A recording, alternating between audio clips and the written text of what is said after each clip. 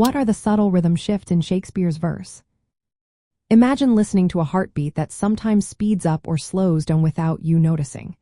That's a bit like what Shakespeare does with his verse. His lines are mostly in a pattern called blank verse, which is unrhymed iambic pentameter.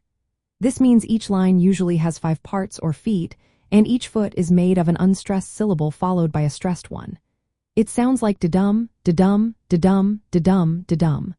But Shakespeare doesn't stick to this pattern rigidly. Instead, he makes tiny changes that add flavor and emotion to his words. One way he does this is by swapping out the usual pattern 4 different types of metrical feet. Instead of the gentle da-dum, he might use a trochee, which is stressed followed by unstressed. Or he might use a spondee, which has to stress syllables.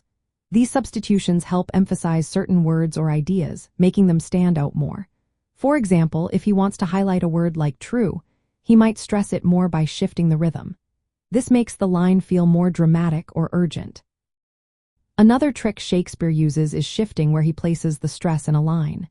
Normally, the emphasis falls naturally, but he sometimes puts stress on words that would usually be softer.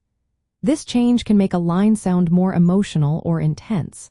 For instance, stressing the word true in the phrase, "The course of true love never did run smooth," makes the idea feel more powerful.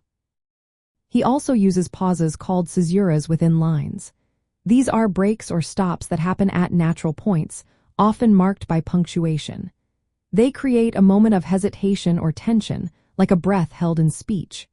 Sometimes Shakespeare runs a sentence over from one line to the next without pause, called enjambment. This technique makes the speech flow more naturally, mimicking everyday conversation. Shakespeare sometimes compresses or adds extra syllables to keep the rhythm natural. This is called elision or adding an unstressed syllable. It helps the verse sound less stiff and more like real speech. Over time, Shakespeare's rhythm became more flexible. Early in his career, his lines were more predictable, but later he used more varied and complex patterns to match the emotional depth of his characters. All these subtle shifts make Shakespeare's verse feel alive and real. They allow the words to breathe and change with the mood, making the poetry both poetic and conversational.